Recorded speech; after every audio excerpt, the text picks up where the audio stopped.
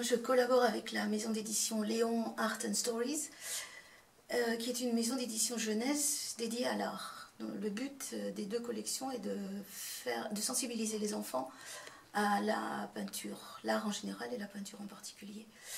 Et donc l'éditrice, qui est aussi enseignante et auteure jeunesse, avait déjà lancé cette démarche, une collection dans le même esprit, sur le marché adultes et grands ados, mais ça n'existait pas pour les plus jeunes. Donc quand elle a pris sa retraite d'enseignante, elle a souhaité se lancer comme éditrice et lancer d'abord une première collection fiction où on découvre une œuvre avec une fiction et donc accompagnée, donc l'auteur, l'histoire, accompagnée par un illustrateur. Et dans le même esprit que le Pont des Arts. Et puis ensuite, elle a lancé la petite collection mini bilingue pour les tout petits. Donc là, on peut commencer à feuilleter ça à partir de 2-3 ans, et puis jusqu'à la fin de la primaire, parce que c'est bilingue anglais. Et ça apporte un support supplémentaire pour les écoles, pour les enseignants, pour les parents, les grands-parents, voilà, qui ont envie de sensibiliser les enfants à la peinture, puisqu'il n'y a jamais trop tôt pour le faire. Et donc, mon rôle dans l'histoire, c'est la traduction. Donc j'ai commencé à travailler avec cette maison d'édition sur un titre de Hokusai qui s'appelle Sous la grande vague, que j'ai adapté en anglais, Under the Great Wave.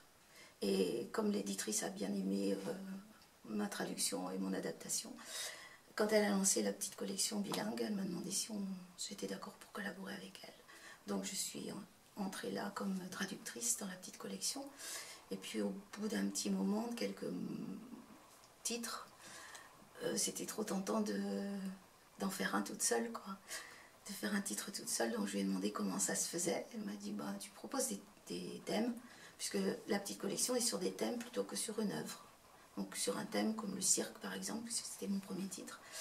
On va dans les musées chercher des tableaux et puis après on sélectionne les 13 titres qu'on va garder dans l'album.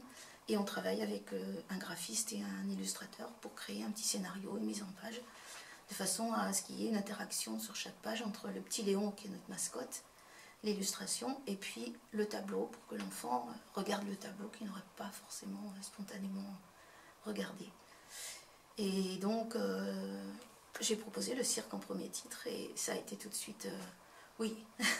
Donc j'ai fait ce premier titre qui en fait marche très très bien, même après 3 ans, il reste dans les best-sellers, les meilleures ventes, quoi, avec Jardin.